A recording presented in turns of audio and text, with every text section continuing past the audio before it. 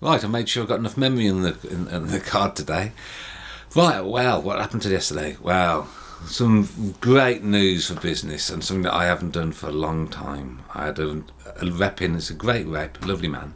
Real decent fella, doesn't not after the cash, not showing a smile and laughing at my jokes and looking at my crap and being positive as long as I'm buying.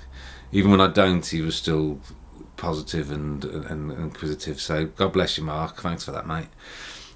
He actually, I turned him away and bought no actual bespoke items for next year.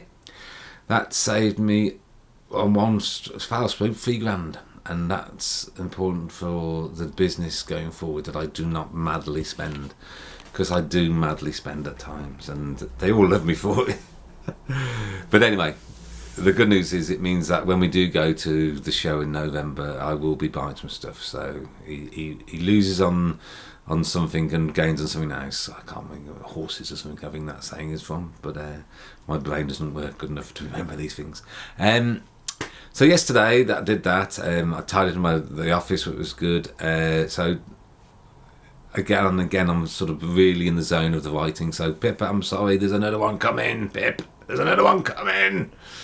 It's this one's about a lady called Sheila, and it's a sad one again, but it's linked. And I tried a different. Well, I didn't try a different way. This is how I do it. I actually wrote down, just threw some ideas down last night on the computer. Said I've got to do something, so I just got a name, threw some ideas down. And then for about an hour played around with different things, lost some things, tried to find some kind of focus, and then left it in the right mess and went to bed.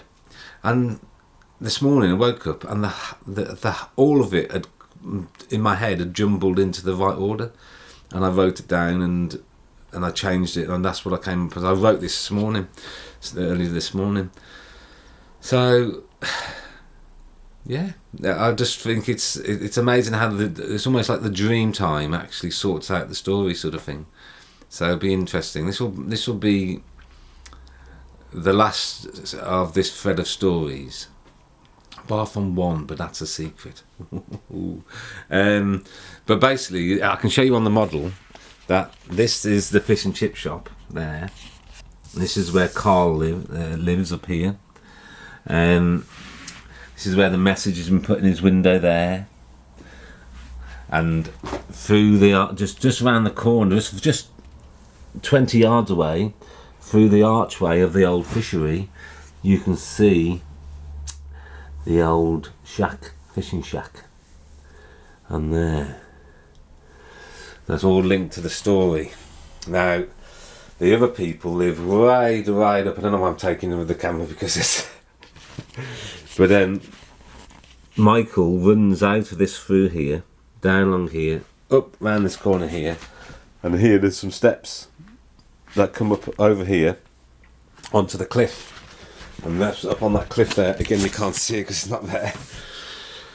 So, but having the model, even at this stage when it's not even set up, but I'm knowing how it's set up, it's helping set the model up, and it's helping to drive the story. So it's just, I'm loving it. I'm absolutely loving it. It's just lovely creating. It's just made magic. So if this goes nowhere, if this is absolutely nothing, I'm bloody enjoying it. So that's important. Anyway, I did say that I had two books I wanted to show Pip. I said to you, and I'm going to show you now.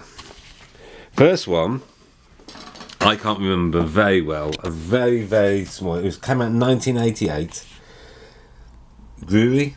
And I can remember, like, I was 18, so I think the time I watched it, I actually, just before I went self-employed, I was actually, I actually went on the dole for a couple of months so I could get the enterprise allowance.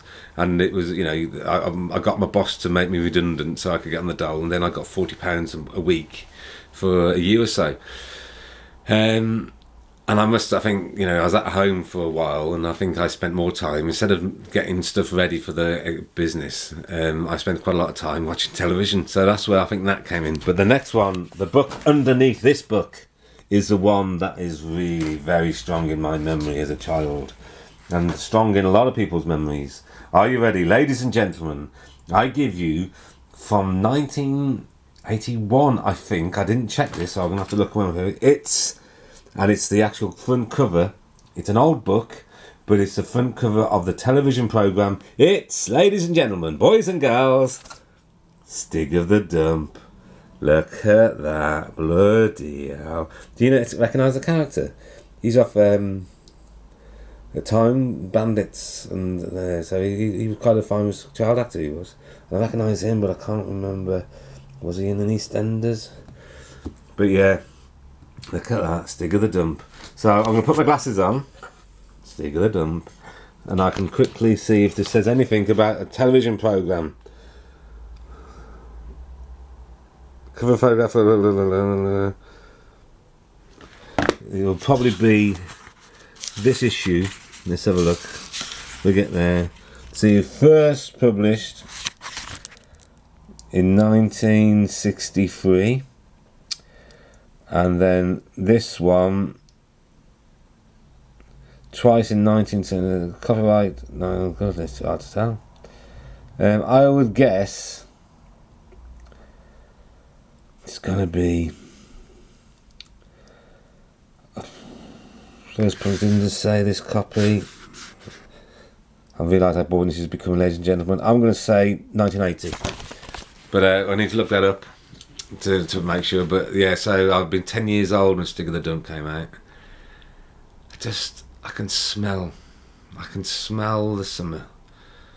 I can smell the times, the magic. I can remember playing the game in the back garden that I'd found Stig myself in the back garden. Happy, beautiful times. And why were they beautiful? Because I was using my imagination and just creating and playing. And that's what I'm doing now, so I'm a very, very lucky boy. Anyway, waffling as always, so it's time to say goodbye. That was slightly different.